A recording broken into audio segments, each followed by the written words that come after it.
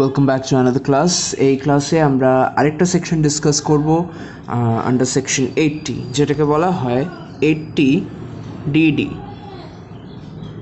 Last ক্লাসে আমরা 80 D করেছিলাম, আজকে সেকশন 80 ডিডি অ্যাজ ডিডাকশন। ঠিক আছে, এই ডিডাকশনটা কে ক্লেম করতে পারে? Both individual and HUF. এই সেকশনটা কি নিয়ে ডিল করছে, মেইন আমার দরকারটা কি সেকশন, বা এটা কখন আমি অ্যাভেল করতে পারবো? এখানে বলা আছে যে যখন কেউ একজন ডিসেবলড ডিপেন্ডেন্ট আছে ফ্যামিলিতে বা as a member of HUF, ওর জন্য যখন কোনো এক্সপেন্ডিচার করা হচ্ছে, ঠিক আছে, এক্সপেন্ডিচার করা হচ্ছে, তখন এবার এক্সপেন্ডিচারটাকে তোমার দুভাগে ভাগ করা হয়েছে।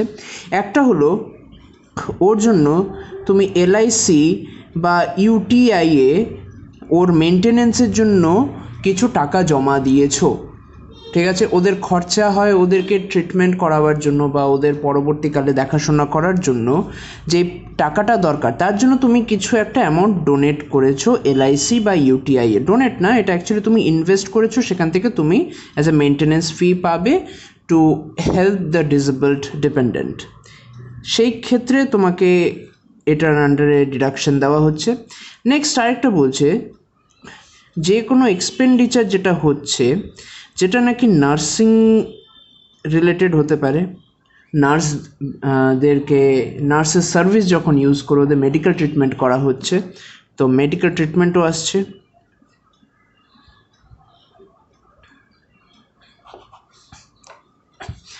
নেক্সট বলছে অনেক সময় ওদের ট্রেনিং দেওয়া হয়, how to deal with different things. So যদি ওদেরকে ট্রেনিং দেওয়া হচ্ছে বা ওদের রিহ্যাবিলিটেশন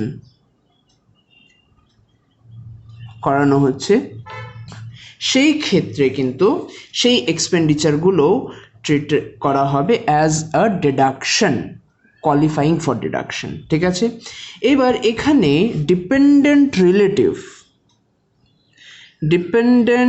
রিলেটিভ আগে আমরা 80 ডিতে দেখেছিলাম যে ডিপেন্ডেন্ট বলতে একমাত্র খালি spouse, dependent children, spouse, children and parents. ঠিক আছে, এখানে ডিপেন্ডেন্টের মধ্যে কিন্তু দুজন আরও ইনক্লুড করা হয়েছে। নর্মাল ফ্যামিলি যেটা আমাদের ডেফিনেশনে ছিল, মানে স্পাউস অ্যান্ড চিলড্রেন, কিন্তু এখানে চিলড্রেনের আগে যেরকম 80 ডিতে dependent as well as non ডিপেন্ডেন্টকে ইনক্লুড করা হয়েছিল, এখানে কিন্তু only dependent. Okay, family, parents and siblings মানে brothers or sisters। ঠিক আছে, তো এরা আসছে আমার 80 ডির আন্ডারে ডিপেন্ডেন্ট রিলেটিভ হিসেবে। এবার এখানে আমাদের একটা প্রশ্ন হতে পারে, এখানে তাহলে ডিডাকশনটা কতটা অ্যালাউড হবে?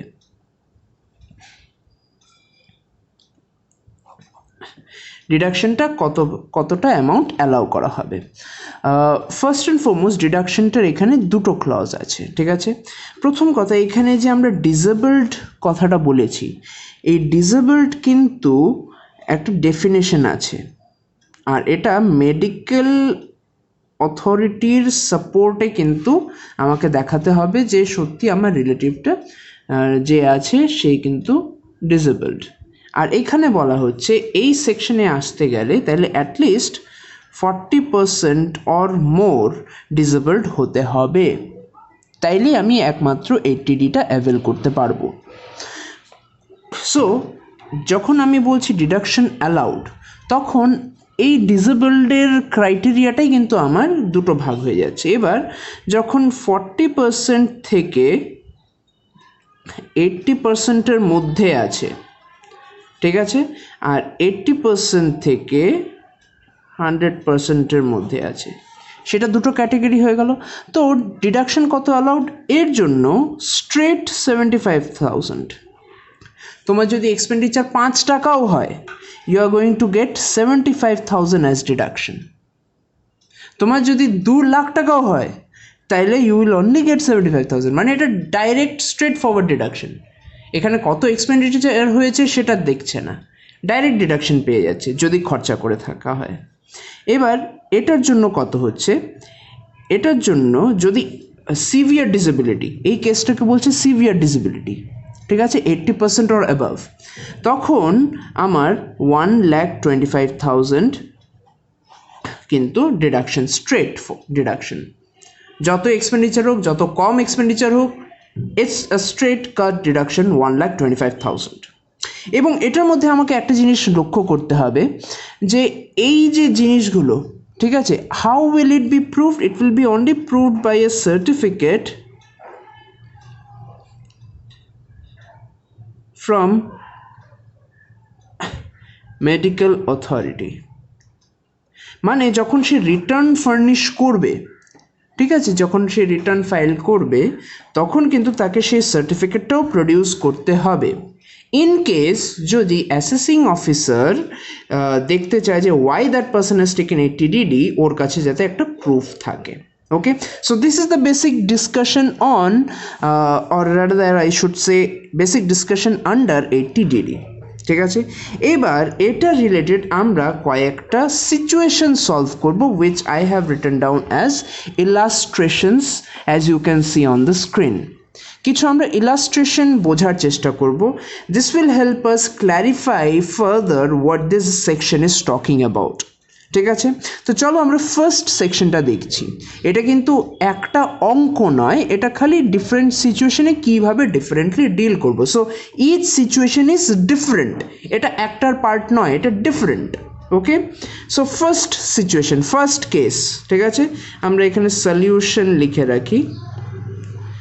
কেস 1, ওকে, এখানে কি বলছে, expenditure incurred for medical treatment of his father aged 67 years with severe disability who is wholly dependent on him, rupees 57,000। এখানে সোজা কথা আমরা বের করব কি কতটা ডিডাকশন ক্লেম করা যাবে, ঠিক আছে। এবার এখানে রিলেটিভটাকে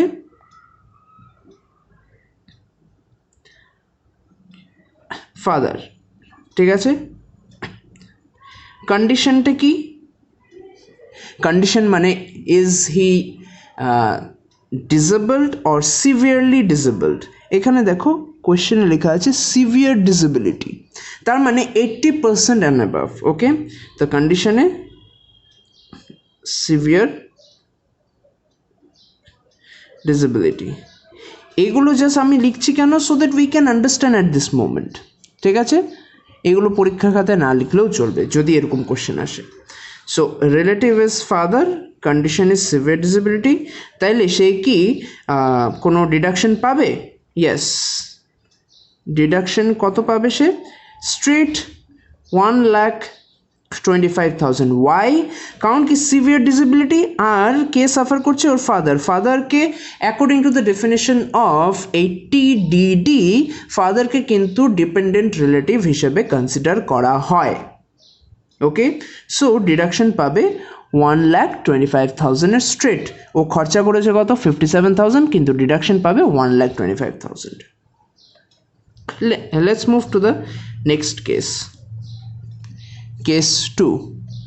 এখানে বলছে deposited annually a some of rupees 70,000 with LIC for the maintenance of his handicapped grandfather who is wholly dependent on হিম। এবার রিলেটিভটাকে গ্র্যান্ডফাদার, কন্ডিশনটা কি? এখানে সিভিয়ার ডিসেবিলিটির কথা কিন্তু বলা হয়নি, সো আমরা এখানে জাস্ট ডিসেবিলিটি কনসিডার করব, ঠিক আছে। এবং ডিডাকশনটা কত হবে? ডিডাকশন হবে নীল। কেন নীল?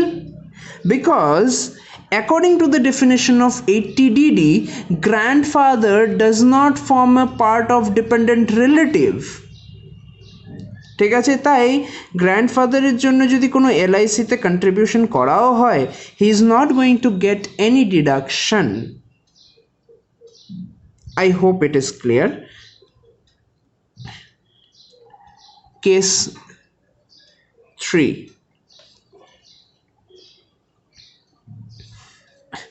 এখানে বলা আছে expenditure incurred for medical treatment of his brother who is physically handicapped, degree of disability 70%। তো রিলেটিভটা কে? ব্রাদার। কন্ডিশনটা কি? এখানে বলা আছে 70%। So is he severely disabled or simply disabled? According to the definition 80% থেকে নিচে হলে it is considered as disability, ঠিক আছে? So condition simple disability. এবার ডিডাকশন কত পাবে? এবার ব্রাদার কি আসছে according to the definition? Yes, brother is considered as A dependent relative. তো কত পাবে এখানে? 75 স্ট্রেট পাবে, 75,000। কারণ কি এখানে কন্ডিশনটা কিন্তু সিভিয়ারলি ডিসেবলড না, only disability. Okay, let us solve the next case. Case 4. Deposited a sum of rupees 50,000 with LIC for the maintenance of his handicapped married daughter who is not dependent on him. এবার রিলেটিভটাকে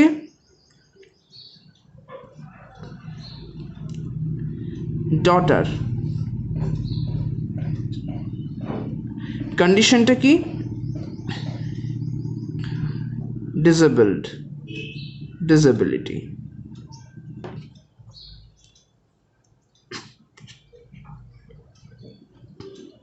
এবার deduction কত পাবে? 75, তাই তো? No. Why? Because married daughter is not dependent on him.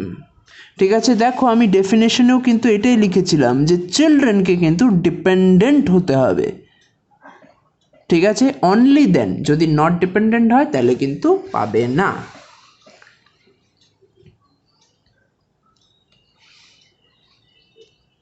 Okay, so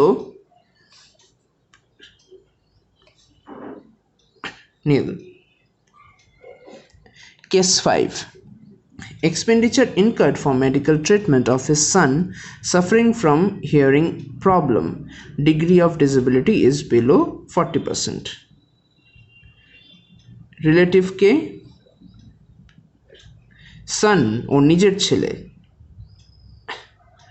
Condition এখানে কিন্তু normal হবে। কেন? According to the definition 40% above যদি ডিসেবিলিটি হয় then you are liable to claim deduction under section 80DD। কিন্তু যেহেতু এখানে বলেছে degree of disability is below 40%, that means in this case he would be considered as a normal child আর deduction will be nil. Hopefully this was understandable. বিভিন্ন case আমরা solve করলাম to understand the provision. এবার একটা comprehensive অঙ্ক করব। Comprehensive অঙ্ক বলতে এখন অবধি আমরা যা যা আমরা দেখে এসছি ডিফারেন্ট সেকশনসগুলো সেটার উপরে নির্ভর করে একটা ছোট্ট অঙ্ক করব। ওকে, সো এটার মধ্যে প্রত্যেকটা ডিফারেন্ট সেকশন অলরেডি থাকবে। So here is the question that you have on your screen. এখানে বলছে X, whose age is 36 years, a resident individual has income of rupees 7,40,000 during the previous year 1920. Find out his net income and tax liability for the assessment year 2021, taking into consideration the following payments. Life insurance premium on own life policy since 2011 paid by X in cash on March 31st 2020, sum assured 2,33,334. Next, contribution towards pension fund of LIC 11,000. Medical insurance, Mediclaim insurance premium on life of dependent father whose age is 64 years paid by check on April 20th 2019, 39,000. Mediclaim insurance premium on the life of dependent handicapped brother paid by check on 26 April 2019, 7,000. Okay. Medical treatment of dependent brother 5,000. Deposit with LIC for the maintenance of dependent brother being a person with disability 20,000. So এটাকে আমরা কি করে solve করব? Okay, here are different cases. Now we are going to solve it in this way.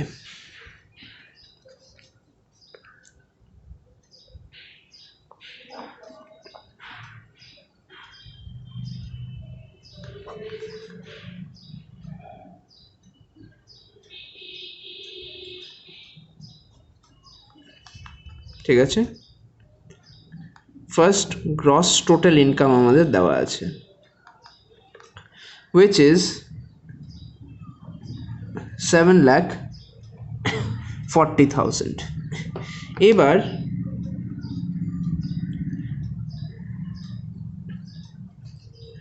less deductions under section 80C to 80U. কেন এইভাবে লিখলাম? কারণ কি এখানে অনেক কটা ডিডাকশন আছে, 80U অবধি আমরা এখনো পৌঁছাইনি, which we will eventually, কিন্তু লিখবো আমরা এইভাবে যাতে সব কটা আমি সেকশনকে দেখাতে পারি। এবার first condition, life insurance premium on own life, সেটা কোন সেকশনে আসছে? 80C-তে আসছে। তো এখানে লিখছি 80C, ঠিক আছে, আন্ডার সেকশন 80C-তে কত পাবে? এবার এখানে policy since 2011। Now if you remember, সেখানে কিন্তু আমরা ডিসকাস করেছিলাম যে ইয়ার ওয়াইজ ডিপেন্ড করে যে কত পার্সেন্ট অফ সাম অ্যাশোর্ডকে অ্যালাউ করা হবে to be considered as deduction, ঠিক আছে। এইবার 2011 যদি আমরা দেখি, 2011-এর জন্য এই পার্টিকুলার ডেটের জন্য এই ব্র্যাকেটের জন্য অ্যাকচুয়ালি কিন্তু আমার কত পড়ছে? 20% অফ সাম অ্যাশোর্ড। সাম অ্যাশোর্ড এখানে কত দেওয়া আছে? 2 লাখ। 2 লাখের 20% 40,000, কিন্তু এটা 40,000 থেকে লেস আছে, সো এটা পুরোটাই কিন্তু আমার এসে পড়বে। 80C-র জন্য পুরোটাই এসে পড়লো 3334। এবার যদি এটা 2017 হতো তাহলে 10% আসতো, তখন আমি কি করতাম? 20,000 ম্যাক্সিমাম অ্যালাউ করতাম। Okay, contribution towards pension fund of LIC, সেটা কোথায় পড়ছে? সেটা পেনশন ফান্ড আসছে 80CCC, সেটা কত? 11,000। পরে আসছে কি? Mediclaim insurance. এবার দেখো, মেডিক্লেম ইন্স্যুরেন্স তো পরের আরেকটাতে চলে যাচ্ছে, 80D-তে চলে যাচ্ছে। এইখানে আমাদেরকে দেখতে হবে এটা কত আসছে? 44,334, which is less than 1.5 lakh. তো এটা পুরোটাই এসে পড়বে, ঠিক আছে, 80CCE কনসিডার করার পরে। তাই আমি আর সেটা আলাদা করে এখানে লিখছি না। এবার পরেরটাতে আমরা যাচ্ছি। Mediclaim insurance premium on the life of dependent father age 64। 64 মানে হি ইজ সিনিয়র সিটিজেন।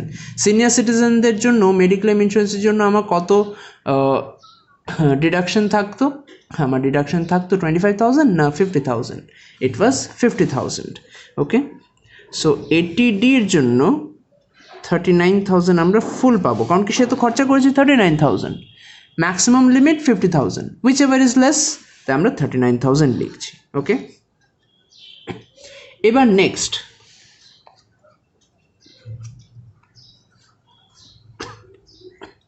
এখানে লেখা আছে mediclaim insurance premium on the life of dependent handicap brother paid by cheque on এত তারিখ 7,000।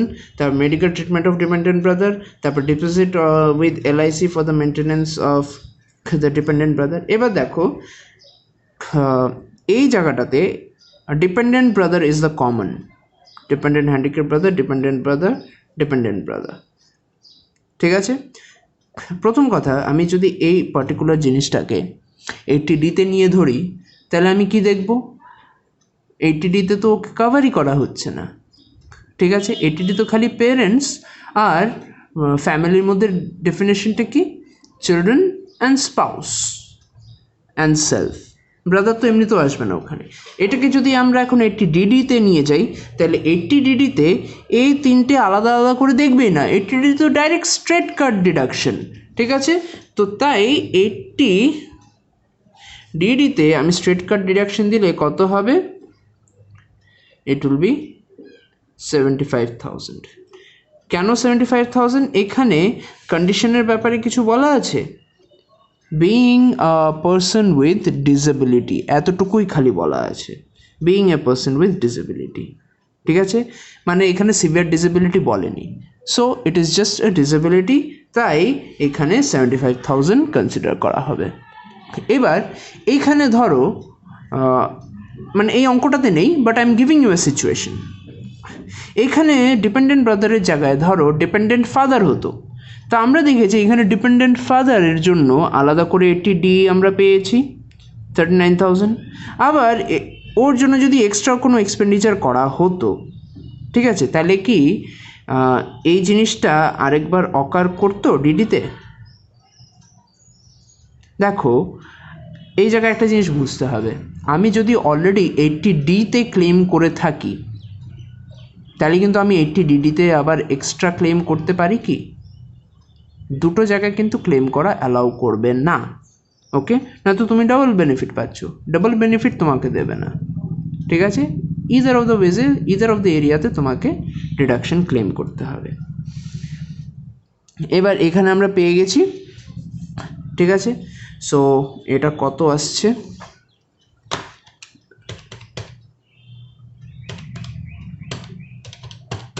11,000 plus 39,000 plus 75,000, এটা আসছে এখানে 158,334।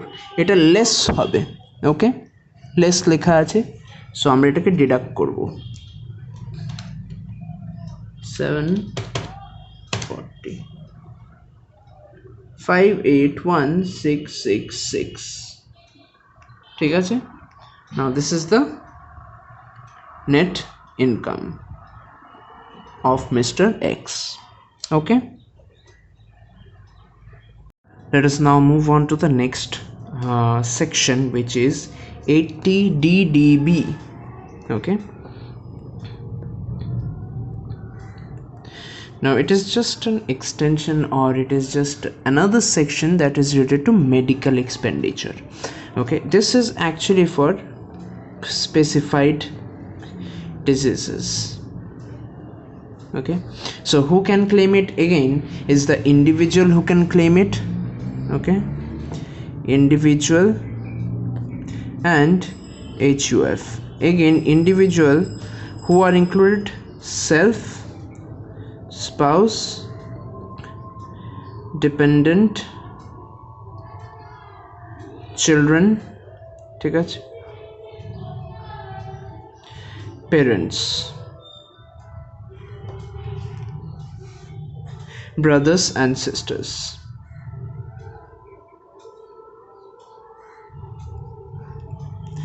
HUF এর জন্য কারা included?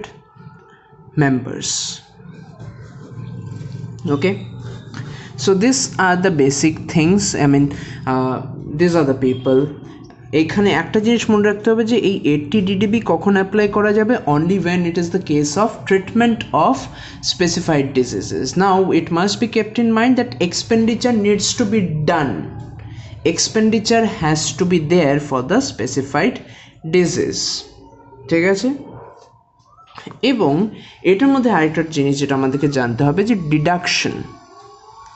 ডিডাকশন অ্যালাউড, কতটা ডিডাকশন অ্যালাউ করা হচ্ছে। ফার্স্টলি এখানে আমাদেরকে দেখতে হবে, if less than 60 years then deduction allowed is 40,000 or whatever the expenses are, whichever is less, okay? মানে 40,000 ম্যাক্সিমাম ডিডাকশন, ঠিক আছে? এখানে বোঝা যাচ্ছে এটা আগেরটা কি ছিল? স্ট্রেট ডিডাকশন, এটা কিন্তু ম্যাক্সিমাম ডিডাকশন, ওকে? দুটোর মধ্যে ডিফারেন্সটা কি? স্ট্রেট ডিডাকশন মানে 5 টাকা খরচা করলেও সেই এক্স্যাক্ট ডিডাকশনটা পাওয়া যাবে, কিন্তু আমার ম্যাক্সিমাম ডিডাকশন মানে যতটা খরচা করছি ততটা পাবো if it is less than the maximum, ঠিক আছে। এইখানে 5 টাকা খরচা করলে 5 টাকাই পাবো, নট 40,000, ওকে। এবং 60 ইয়ার্সের অ্যাবাভে যদি হয় তখন ₹1,00,000 or the amount of contribution or amount of expenditure, ঠিক আছে, whichever is less, okay. So this is basically the whole discussion on 80 DDB. Now we are going to shift to sums. Before that, let us try and look at this specified disease. Specified disease key. Now over here I have written, and you can see on your screen, specified diseases means malignant cancer, thalassemia, hemophilia, chronic renal failure, AIDS, neurological diseases, যেখানে নাকি neurological disease সব কটা না, where disability is 40% and above, ঠিক আছে, which are like chorea, dementia, aphasia, ataxia, Parkinson's disease, motor neuron disease, hemibalismus, dystonia muscularum deformans.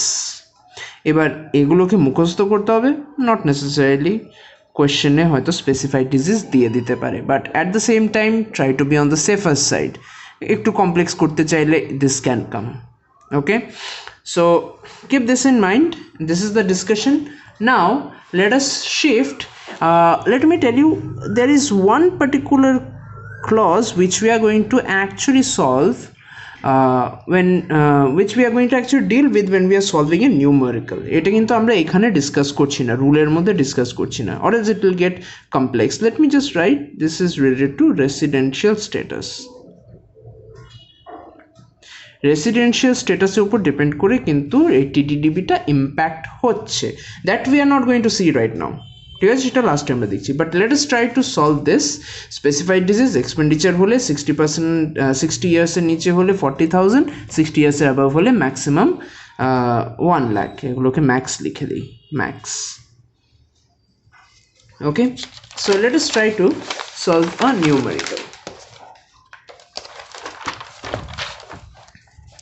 As you can see on the screen, you have a question where it is written, X, whose age is 35 years, is a resident individual. During the previous year, 2019-20, he incurs the following expenditure. Expenditure gulo ki ki or? Likha ache medical treatment of specified disease of X in a government hospital, 30,000. Amount reimbursed by insurance company nil. Amount reimbursed by employer of X is 28,000. Same goes for Mrs. X, mane or wife. 14,000 is the actual expenditure. Amount reimbursed by insurance company is 3,000. Amount reimbursed by employer of X is 6,000. His gross total income is 3,50,000. Now how shall we solve this? So let us write solution.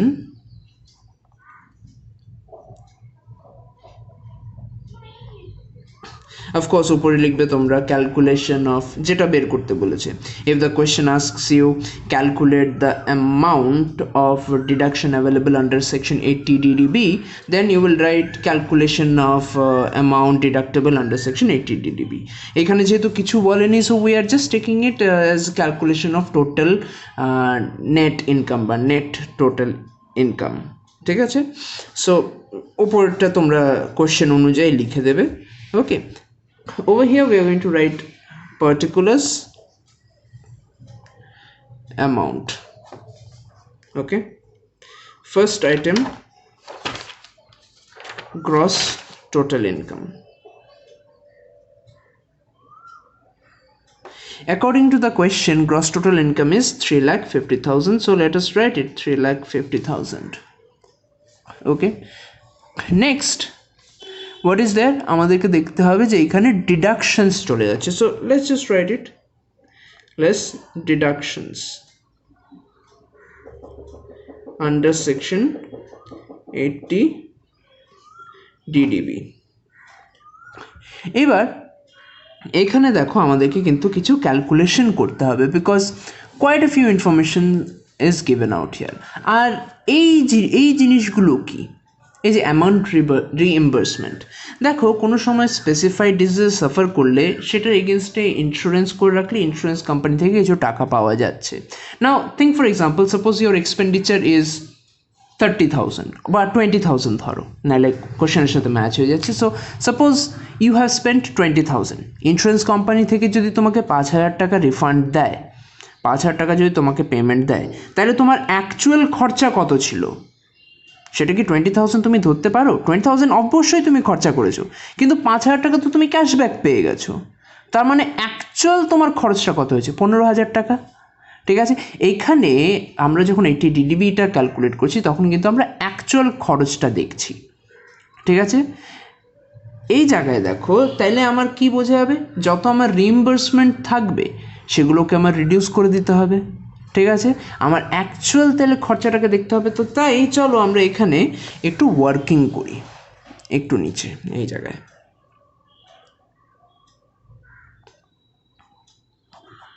ঠিক আছে,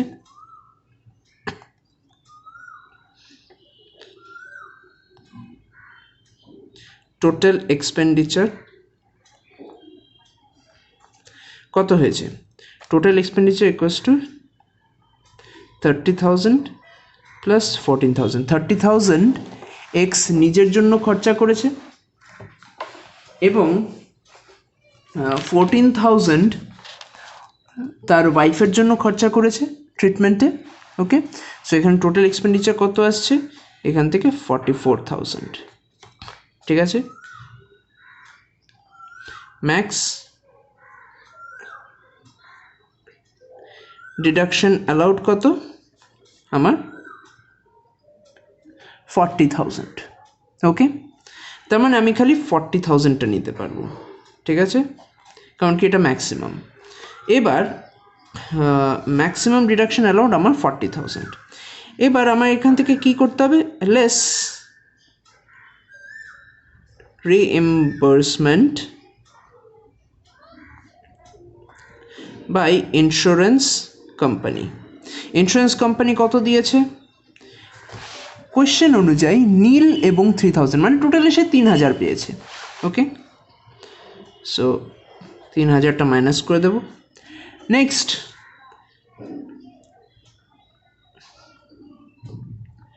reimbursement by, এখানে কি আছে? Employer. So এই দুটো case কিন্তু consider করা হচ্ছে। ইন্স্যুরেন্স কোম্পানি আর এমপ্লয়ার থেকে যদি আমি রিইম্বার্সমেন্ট পাই সেটাকে রিডিউস করে দেওয়ার অ্যালাউ করছে বা সেটাকে রিডিউস করতে বলেছে according to the tax laws. Reimbursement by employer of X কত? 28,000 প্লাস 6,000। ঠিক আছে, 28,000 প্লাস 6,000, এখানে কত আসছে তাহলে? It comes to all together 34,000। ওকে, এবার 34,000 পেয়েছি, সেটাও ডিডাক্ট হবে। এবার 40,000 মাইনাস 3,000 মাইনাস 34,000, তার মানে আমার কত আসছে? Only 3,000 is left out, which will be considered as deduction allowed under section 80 DDB. Okay, so এখানে যখন আমরা লিখেছিলাম less deduction under section 80 DDB, তখন আমার কি আসছে? লেস 3,000, সেটা আমার কত এসে পড়বে? 3,47,000. Okay, that is my net total income. Okay, I hope this was clear. এবার এরকম টাইপেরই কিন্তু ছোট্ট অ্যাডজাস্টমেন্ট দিয়ে অঙ্ক আসতে পারে, তার সাথে অন্য আলাদা সেকশন অ্যাড করে দিল, but this is the basic treatment for 80 DDB. ওকে, এবার let us move on to the next one, the next numerical, যেখানে আমরা বলেছিলাম যে we are going to talk about residential status. So in front of your screen you have different situation of different assessee. How are we going to deal with it? Now let us look at the different situations. Now there is one taxpayer, মানে যে assessee, এখানে আমরা সাইডে লিখে দিই he is the SSC. Okay, আর expenditure হয়েছে on dependent mother, দুজন ডিফারেন্ট ইন্ডিভিজুয়াল, একজন এসএসসি একজন মাদার। এবার এখানে ডিফারেন্ট সিচুয়েশন দেওয়া আছে, like resident taxpayer is a resident, ঠিক আছে, in all this cases except for B. So over here residential status of mother is also given, ঠিক আছে। এবার কম্পেয়ার করছি, SSC and mother both are resident for X, Y এর জন্য Y is a resident ওর mother non resident, জেডের জন্য resident তারপর এর জন্য resident non resident, B is non resident but ওর mother is a resident. So how are we going to deal with this now? এখানে কিন্তু লেখা আছে dependent mother, maybe one information is missing, that it is a case of specified disease. Okay, so let's just include ekhane specified disease, it would remove the confusion. Okay, specified disease khorcha kora hoyeche. Now how are we going to solve this case? So let us write solution.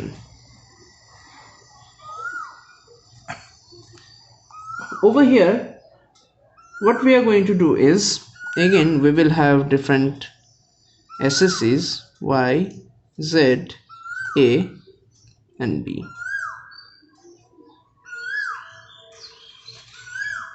Okay, দেখো ভালো করে আমরা এক একটা করে দেখব। Resident যদি দুজনই হয় তাহলে কোনো সমস্যা নেই, অ্যাজ ইট ইজ যা রুল আমরা পড়েছি সেটাই আমরা অ্যাপ্লাই করব। ওকে, অ্যাকর্ডিং টু দ্যাট আমাদের এখানে দুজনই রেসিডেন্ট, সো এক্সের জন্য কোনো সমস্যাই নেই, ঠিক আছে, এক্সের জন্য কোনো সমস্যাই হচ্ছে না। এবার অ্যাকর্ডিং টু রুল কি বলেছে আমার, যে আমার এজ যদি অ্যাবাভ 60 হয় তাইলে what ever the expenditure or maximum 1 lakh, ঠিক আছে। তো এখানে আমার কত আছে 90,000, তো আমি এখানে কি লিখতে পারি, ডিডাকশন আন্ডার সেকশন 80 DDB, ঠিক আছে। কত 1 লাখ আমার ম্যাক্সিমাম লিমিট, এখানে 90,000 করেছে, সো ইট উইল কাম 90,000। ওকে, এবার নেক্সট আসছে ওয়াই। ওয়াই দেখো, ওয়াই ইজ এ রেসিডেন্ট ওর মাদার নন রেসিডেন্ট। এবার কি হবে, আপাতত দেখছি যে এখানে 26,000 দেওয়া আছে, his mother is 59 years old, তার মানে 59 মানে কি বিলো 60 হলে ম্যাক্সিমাম 40,000। তো জেনারেল কেসে আমরা 26,000 লিখি, এখানেও 26,000 আপাতত লিখছি, ঠিক আছে। এই জায়গার সাথে একটা পয়েন্ট আমরা একটু পরেই ডিসকাস করব। ওকে, এবার আবার দুজনে রেসিডেন্ট, যেখানে mother is 64 years old, so obviously 1 lakh or less if the expenditure is less, so সেখানে 70,000 is lesser than 1 lakh, সেটা এসে পড়েছে। এবার দেখো প্রায় অলমোস্ট ওয়াই এর মতোই এর কেসটা আছে। এর কেসে দেখো এসএসসি যে পেমেন্ট করছে, যার ট্যাক্স আমরা ইভ্যালুয়েট করছি, সে কিন্তু resident, but his mother is non resident, she is 63 years old, আর খরচা হয়েছে 1 লাখ টাকা। এবার জেনারেলি আমরা যদি নর্মাল প্রভিশন দেখি তাইলে অ্যাবাভ 60 হলে 1 লাখ অব্দি ম্যাক্সিমাম ডিডাকশন পাওয়া যায়, তাহলে মানে আমরা এখানে 1 লাখ লিখে দিতে পারি। নো, এখানে বলেছে যেহেতু the mother is A non resident তাই ম্যাক্সিমাম পাবে 40,000। ওকে, সেখানে সেই অ্যাডভান্টেজটা পাচ্ছে না অ্যাবাভ 60 হলে 1 লাখের, সেই অ্যাডভান্টেজটা এখানে পাচ্ছে না, তাই এই জায়গায় স্টার দিয়ে রেখেছিলাম। কেন? Because the age was below 60, কারণ কি ম্যাক্সিমাম তো আমরা 40 দিতে পারি, তো সেটা 40 আন্ডারে থাকলে ইটস নো ইস্যু। কিন্তু যেই মাত্র আমার খরচাটা মোর দেন 40,000 হয়ে যাচ্ছে, I can only allow 40,000 if the mother is A non resident and above 60 years old. Okay, next কেসে বলছে বি, মানে যে ট্যাক্স পে করছে, যে খরচাটা করেছে, যে ডিডাকশনটা ক্লেম করছে, সে নিজেই নন রেসিডেন্ট আর ওর মাদার ইজ এ রেসিডেন্ট। তো এই জায়গায় ওকে কোনো বেনিফিটই দেওয়া হবে না। He will not at all get any benefit because he is not even a resident of this country. Okay, so তারপরে এটাকে একটু কমপ্লেক্স করা যায়, but I kept it simple. ধরো এর মধ্যে রিএম্বার্সমেন্ট আছে, তো রিএম্বার্সমেন্ট যদি বেশি হয়, তো ধরো জাস্ট ফর এক্সাম্পল এইখানে কিছু রিএম্বার্সমেন্ট আছে, ধরো এই ক্ষেত্রে সে পেয়েছে 84,000 অ্যাজ রিএম্বার্সমেন্ট। এই জায়গায় কি আমরা -14 লিখতে পারবো? নো, এই জায়গায় আমাদেরকে নীল লিখতে হবে। ওকে, কারণ কি ডিডাকশন এমনিতে লেস হচ্ছে, তার উপরে যদি তুমি আবার নেগেটিভ ফিগার দাও সেটা আবার অ্যাড হয়ে যাবে, মাইনাস মাইনাসে তো প্লাস হয়। যাই হোক, ওই কমপ্লেক্সিটিতে যাবে না। যদি দেখো যে reimbursement is greater than the expenditure, তাহলে সোজাসুজি ডিডাকশন এসে কত পাচ্ছে? নীল, কোনো ডিডাকশনই পাচ্ছে না। Okay, so this was the basic discussion on 80 DDB। এবার এই ক্লাসের জন্য লাস্ট সেকশনে আসবো, that is section 80E।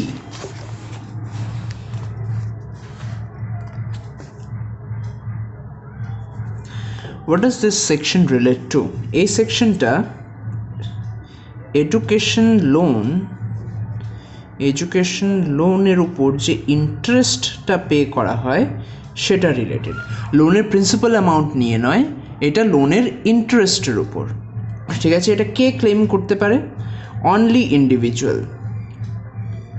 Okay, HUF claim করতে পারবে না, অনলি ইন্ডিভিজুয়াল ক্লেম করতে পারবে।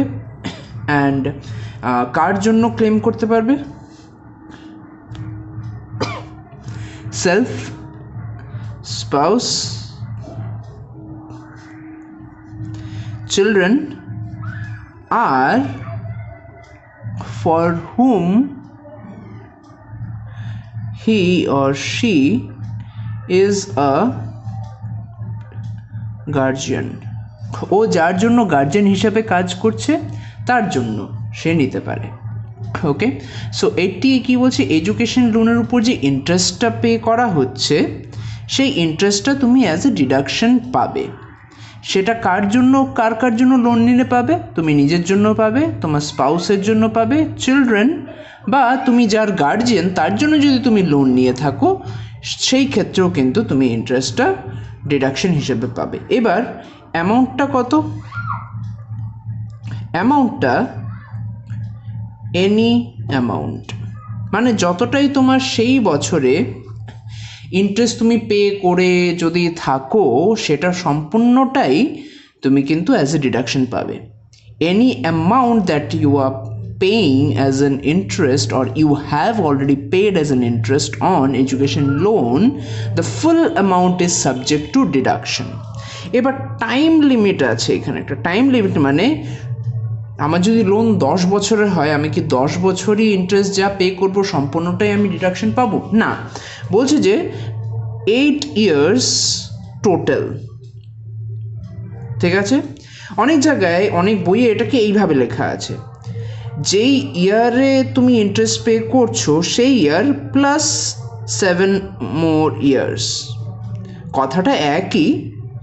ধরো এবার 2021, এটা 2021 চলছে, তুমি যদি 2021-এর লোন নাও, তোমার 2021-এর ইয়ার এন্ডে গিয়ে কিন্তু তোমাকে সেই ইন্টারেস্টটা পে করতে হবেই।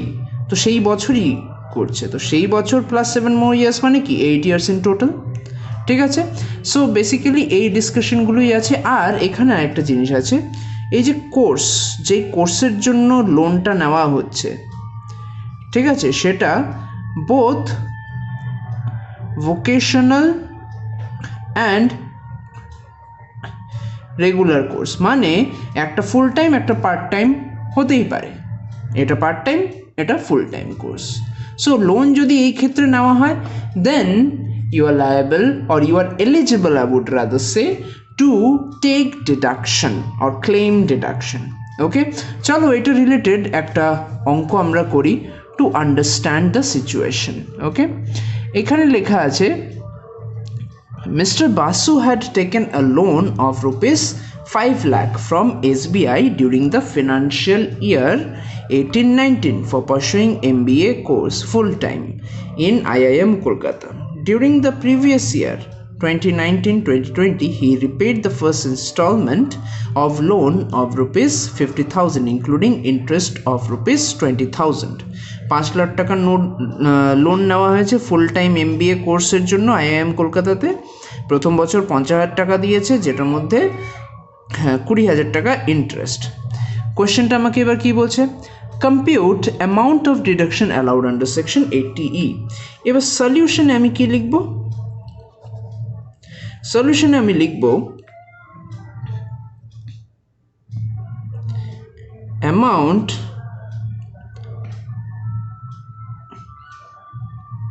deductible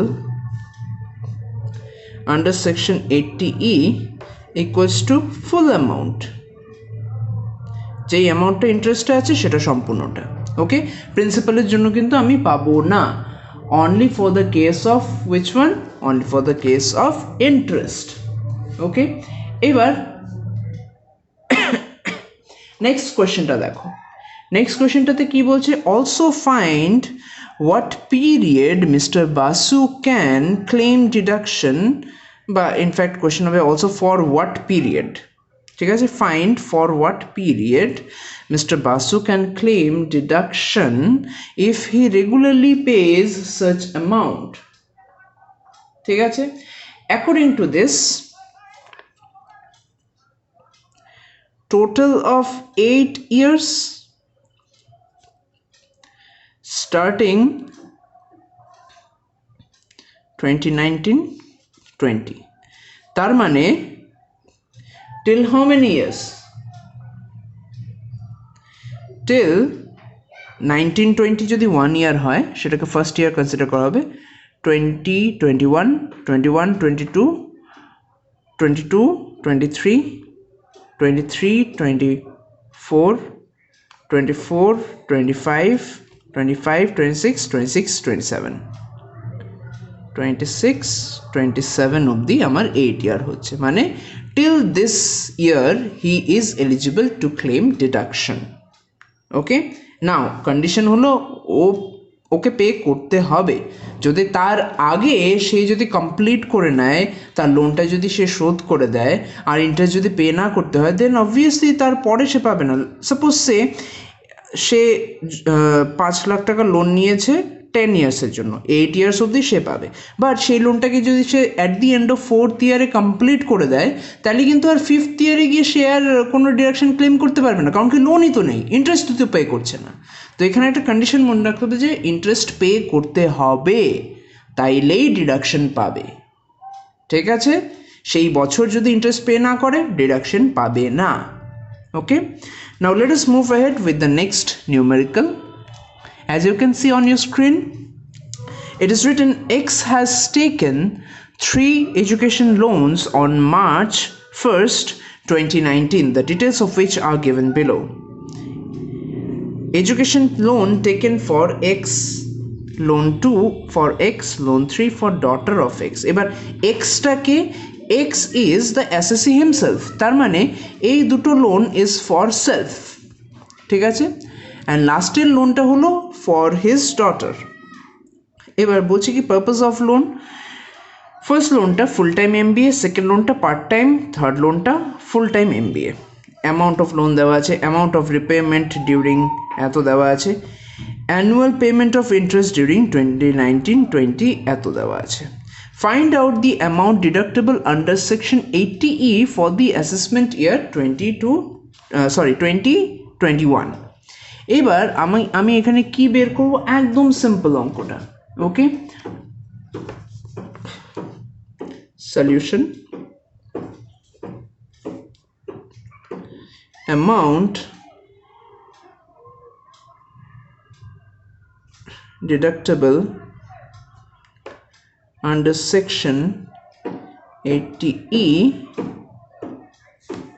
কত হবে এখানে ইনফ্যাক্ট লিখে দিই calculation of amount deductible under section 80E particulars